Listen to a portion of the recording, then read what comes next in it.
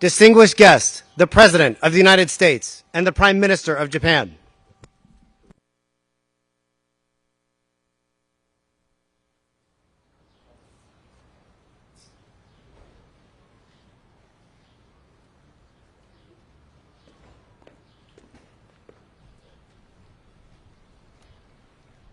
Please have a seat. It's an honor to stand here today with the Prime Minister of Japan, Prime Minister Kishida. When I became president, I said that the United States would rebuild the muscle of our democratic alliances, and we stand shoulder to shoulder with our allies again, because our alliances are America's greatest asset. The relationship with Japan is powerful proof of that investing in our alliance and raising our collective ambitions, we yield remarkable results. Over the last 3 years, the partnership between Japan and the United States has been transformed into a truly global partnership, and that's thanks in no small part to the courageous leadership of Prime Minister Kishida, and I mean that sincerely. Together, our countries are taking significant steps to strengthen defense security cooperation. We're modernizing command and control structures, and we're increasing the interoperability and planning of our militaries so they can work together in a seamless and effective way. This is the most significant upgrade in our alliance since it was first established. I'm also pleased to announce that for the first time, Japan and the United States and Australia will create a network system of air, missile, and defense architecture. We're also looking forward to standing up a trilateral military exercise with Japan and the United Kingdom. And our AUKUS defense partnership with Australia and the United Kingdom is exploring how Japan can join our work in the second pillar, which focuses on advanced capabilities, including AI, autonomous systems. All told, that represents a new benchmark for our military cooperation across a range of capabilities. On the economic front, our ties have never been more robust. Japan is the top foreign investor in the United States. Say that again. Japan is the top foreign investor in the United States. And we, the United States, are the top foreign investor in Japan. Nearly 1 million Americans work in Japanese companies here in the United States.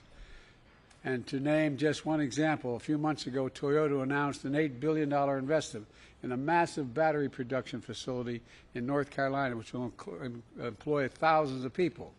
Prime Minister is going to travel to North Carolina tomorrow to visit that project. Don't stay. Don't stay. We need you back in Japan. They'll probably try to keep you. He also affirmed the science and education ties between Japan and the United States. Those ties stretch up to the moon, where 2 Japanese astronauts will join future American missions, and one will become the first non-American ever to land on the moon. And they reach into the high schools and universities as well, where the Ambassador Minetta's program exists, named for our dear friend Norm Mineta. We're going to invest in new student exchanges, help train the next generation of Japanese and American leaders.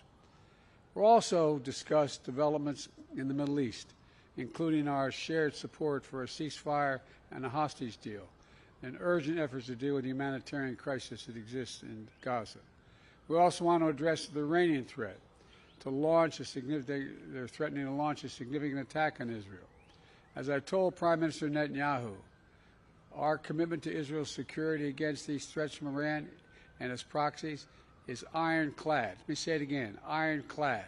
We're going to do all we can to protect Israel's security. And finally, I want to commend the Prime Minister himself. He's a statesman. The fact is that you condemned Putin's brutal invasion of Ukraine when it happened. You pledged more than $12 billion in aid, prioritizing nuclear nonproliferation at the United Nations Security Council, standing strong with the United States as we stand up for freedom of navigation, including in the South China Sea, and as we maintain peace and stability across the Taiwan Straits, and taking the brave step of mending ties with the Republic of Korea, so we can all stand shoulder to shoulder together. Tomorrow, we will both be joined by another good friend, President Marcos of the Philippines, for a trilateral summit, the first of its kind. And through it all, our commitment to the defense of Japan under Article 5, including the Senkaku Islands, is unwavering. Mr. Prime Minister, through our partnership, we have strengthened the alliance. We have expanded our work together. We've raised our shared ambitions. And now the U.S.-Japan alliance is a beacon to the entire world. There's no limit what our countries can and our people can do together. So thank you for your partnership, your leadership, and your friendship. And now over to you, Mr. Prime Minister.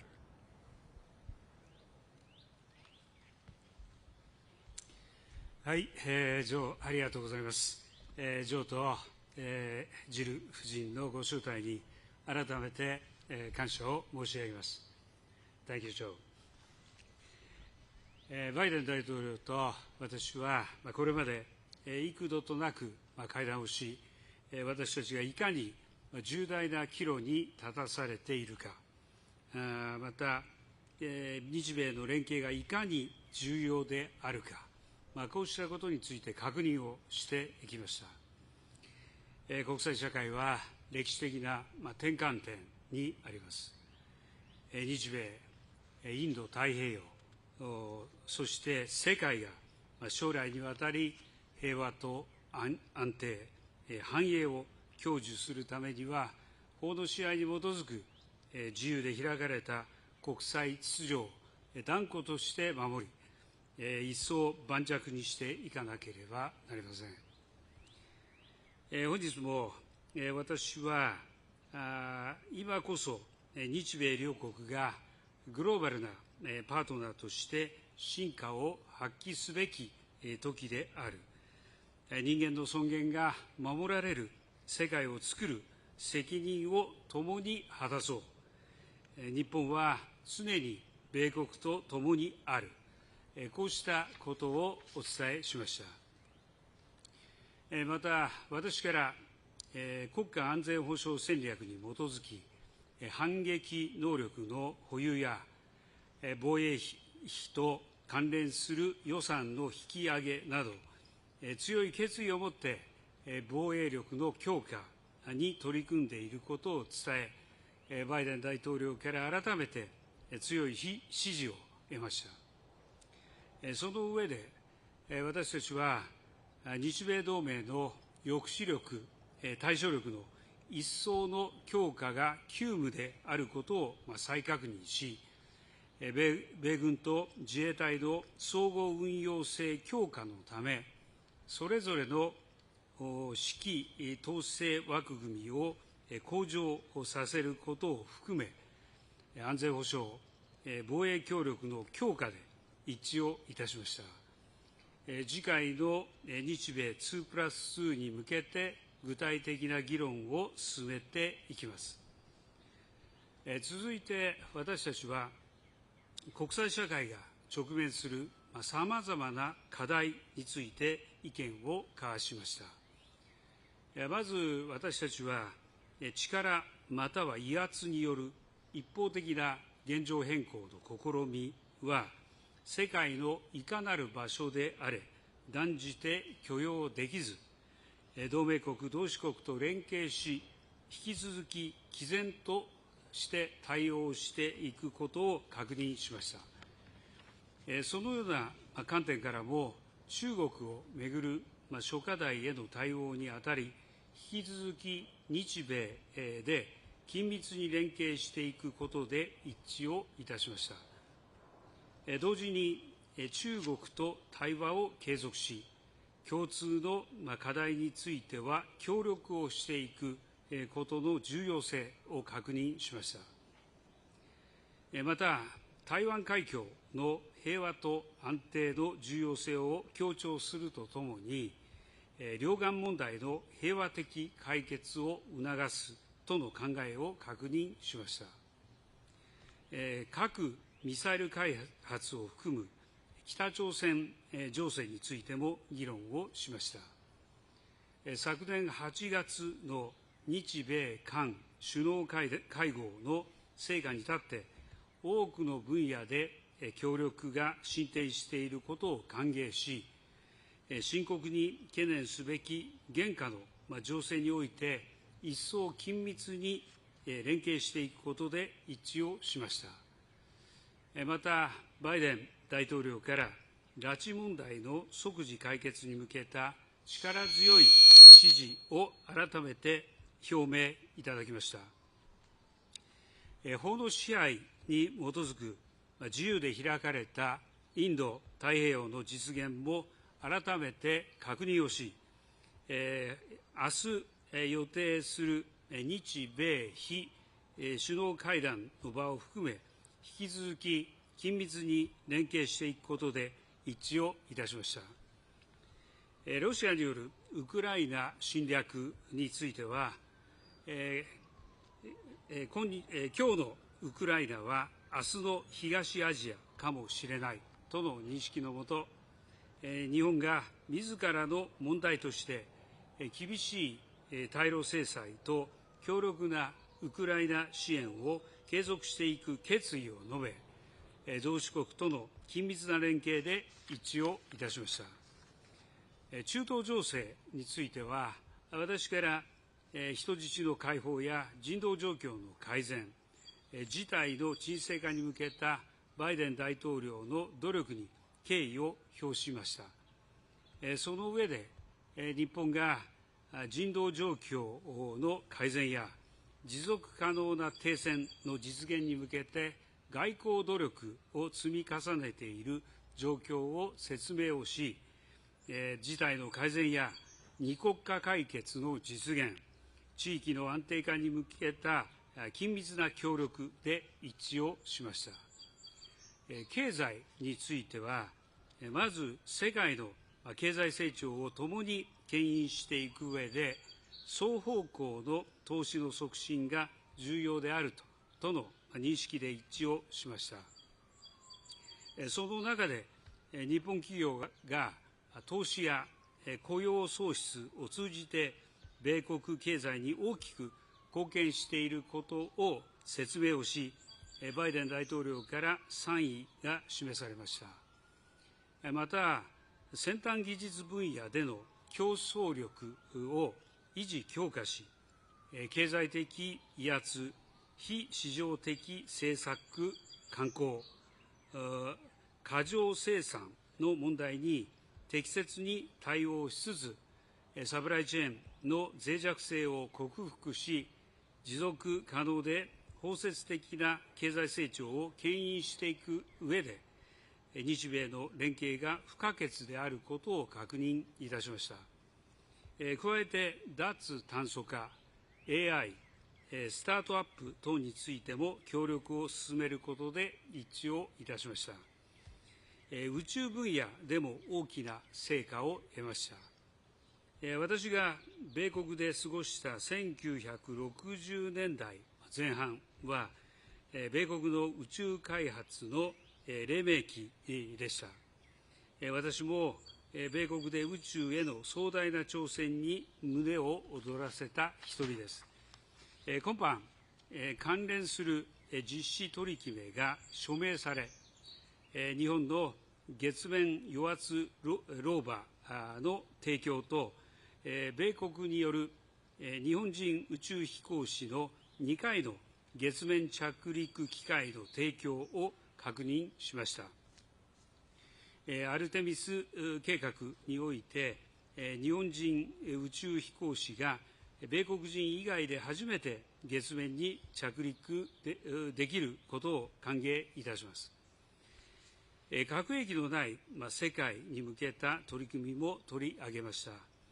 昨年の G7 広島ビジョン、G7 首脳広島ビジョンの発出を含む核軍縮に関する現実的、実践的な取り組みの進展を確認し、私のイニシアティブで発足することになった FMCT フレンズへの米国の参加を歓迎いたしました。最後に、こうした揺るぎない日米関係の礎である人と人との絆の一層の強化のため、人的交流をさらに促進することを確認しました。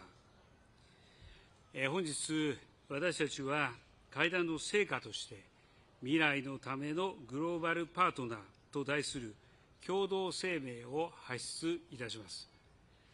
これは国際社会の平和と安定、繁栄を支える法の支配に基づく自由で開かれた国際秩序を維持強化していくという日米の決意を表明し、その指針を期したものです。我々のパートナーシップをもって日米 We will defend the future of Japan and the United States, the Indo-Pacific, and the world, and make that future all the more prosperous. Thank you.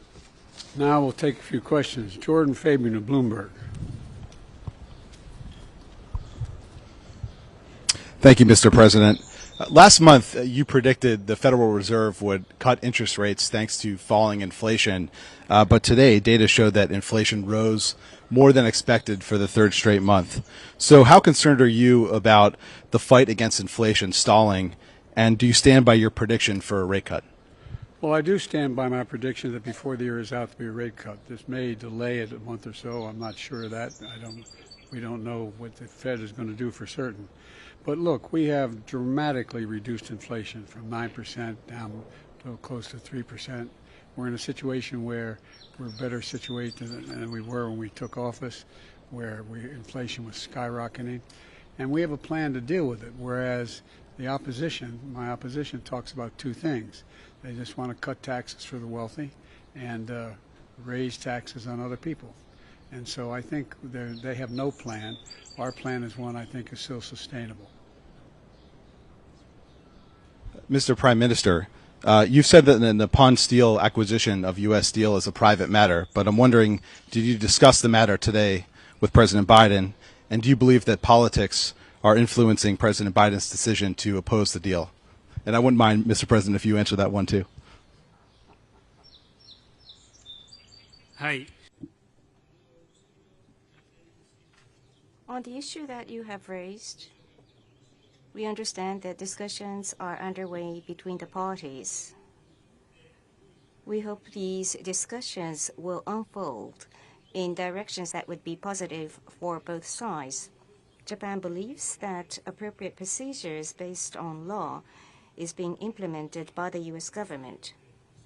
Japan is the largest investor to the United States. Japanese businesses employ close to 1 million workers in the United States, and investment from Japan to the U.S. can only increase upwards in the months and years to come. And we wish to cement this win-win relationship. Thank you. I stand by my commitment to American workers. I'm a man of my word. I'm going to keep it. And with regard to that, I stand by our commitment to our alliance. This is exactly what we're doing, a strong alliance as well.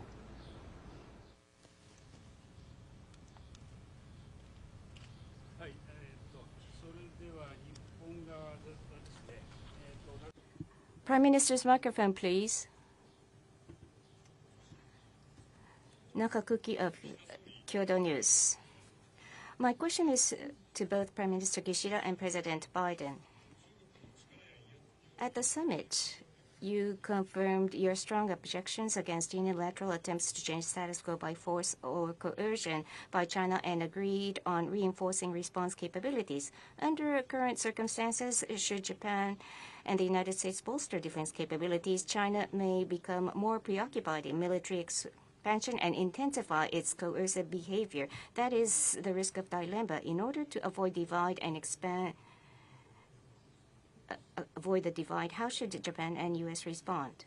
Let me then take that question first. At this summit, we confirmed that the United States and Japan will resolutely defend and bolster a free and open international order based on the rule of law, and that Japan and the United States as global partners shall work together for that purpose. On challenges concerning China, including the point you raised on objecting to unilateral attempts to change status quo by force or coercion, we concurred that Japan and the United States as global partners shall work in close coordination.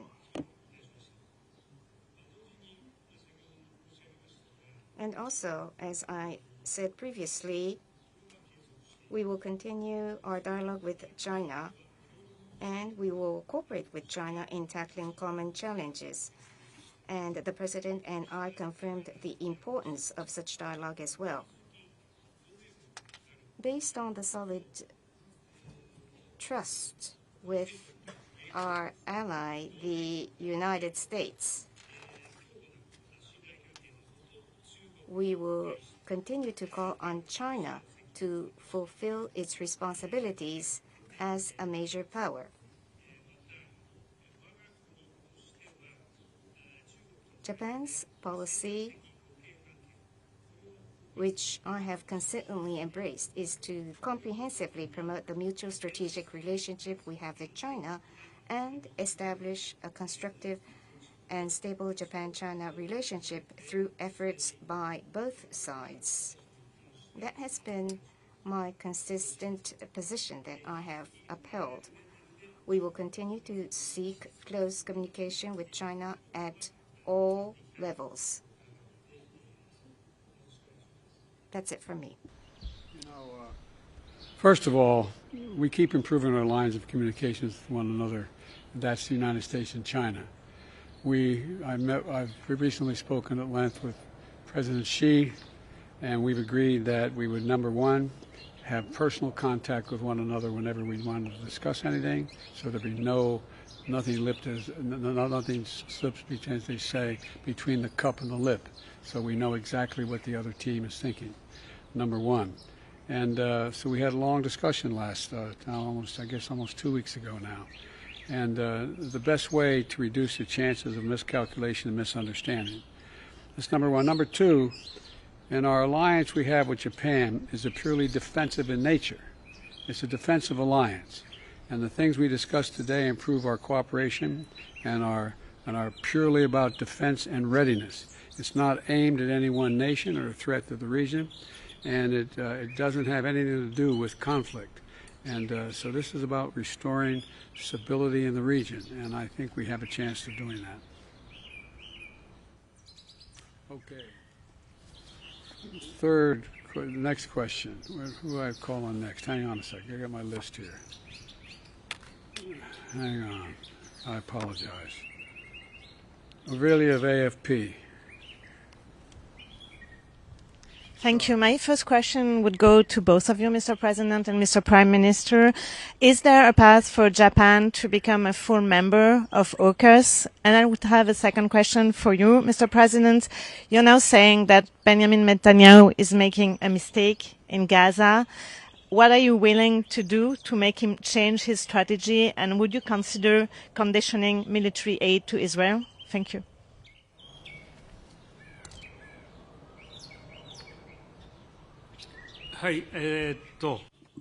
Thank you. Your question about AUKUS, I will respond. Our country,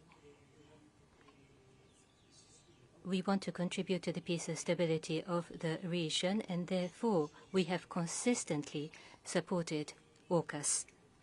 Having said that, the participants of AUKUS, US, UK, Australia, with such countries by bilateral relationship or on multilateral occasions, we have established various relationships. But for Japan to have a direct cooperation with AUKUS, nothing has been decided at this moment. Going forward with US, UK, or with Australia, with such countries in bilateral or multilateral frameworks, we will continue our cooperation. So that will continue to be considered. At the moment, about the relationship between Japan and AUKUS, that's it. With regard to my discussions with Bibi Netanyahu, Prime Minister Netanyahu, as well as our relationship with Israel, I have been very blunt and straightforward with the Prime Minister as well as his work cabinet as well as the cabinet. And the fact of the matter is that Bibi and I had a long discussion. He agreed to do several things that related to, number one, getting more aid, both food and medicine, into Gaza, and reducing significantly the attempts, the civilian casualties in any action taken in the region. And thus far, and it's tied to the hostages. There are a number of hostages that are being held by the Hamas. And just yesterday, we're meeting with the Vice President, our National Security Advisor. Before that, and they're American hostages as well. And they know how committed we are, the whole team, to getting their loved ones home. We're not going to stop until we do. The new proposal on the table, Bill Burns led the effort for us. We're grateful for his work. There's a now up to Hamas. They need to move on the proposal that's been made. And as I said, we'll get these hostages home where they belong, but also bring back a 6-week ceasefire that we need now. And the fact is that they're getting in somewhere in the last 3 days over 100 trucks. It's not enough, but it needs to be more, and there's one more opening that has to take place in the north. So we'll see what he does in terms of meeting the commitments he made to me. This will be the last reporter.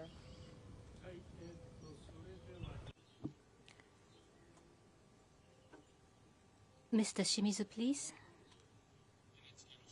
Thank you. Shimizu of NHK.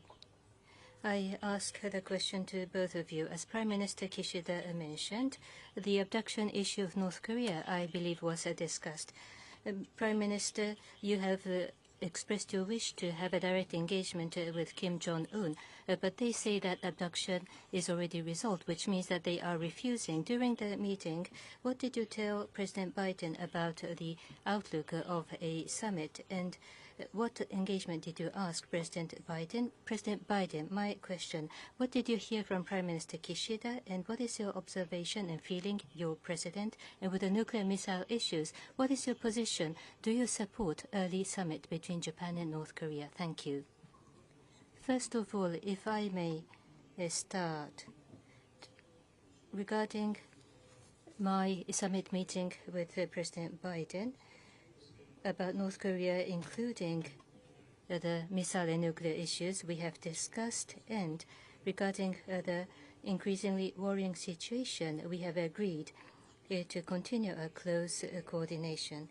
And on top of that, we concurred that the window of a discussion with North Korea is open, and we discussed that Japan, US, and ROK will continue to work closely together.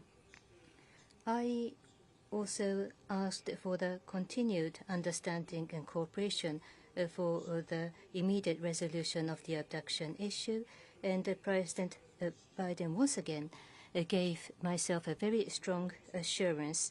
Regarding the recent announcement by North Korea, I will refrain from commenting on each and every announcement by North Korea, but as I have been mentioning repeatedly, based on the perspective that the establishment of a meaningful relation between Japan and North Korea is in the interest of both Japan and North Korea, and that it would be hugely beneficial to the peace and stability of the region, my policy is to aim for a summit meeting with North Korea to resolve various issues, and will advance high-level consultation directly under my instruction, and that remains unchanged. That is my response. We did discuss this issue. We both agreed that DPRK must also address the serious human rights and humanitarian concerns of the international community, including the immediate resolution of the abduction issue. But you know, the Prime Minister has just spoken to the potential, what his plans may mean. But I welcome the opportunity, we welcome the opportunity of our allies to initiate dialogue with the Democratic Republic of Korea.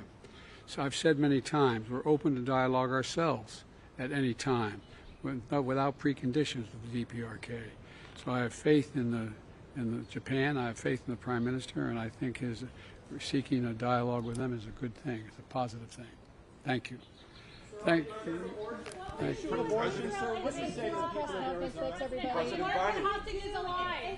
Why didn't everybody holler at once? I'll ask you briefly on the issue of abortion. So, respectfully, what do you say to the people of Arizona right now? We're witnessing a law go in place that dates back to the Civil War here. Elect me. I'm in the 20th century, 21st century, not back then. They weren't even a state. I find. Thank you. Thank you all very much. Thank you. Thanks, everybody. This concludes the press conference. Sir, how does the war in Ukraine comes on by the House leader allowing a vote. There's overwhelming support for Ukraine among the majority of Democrats and Republicans. There should be a vote now.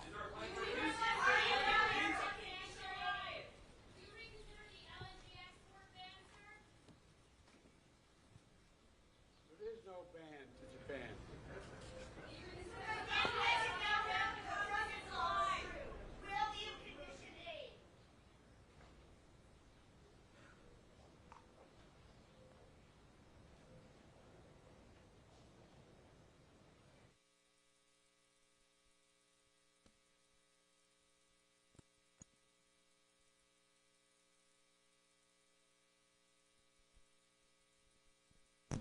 Distinguished guests, please remain in your seats until the official delegation departs.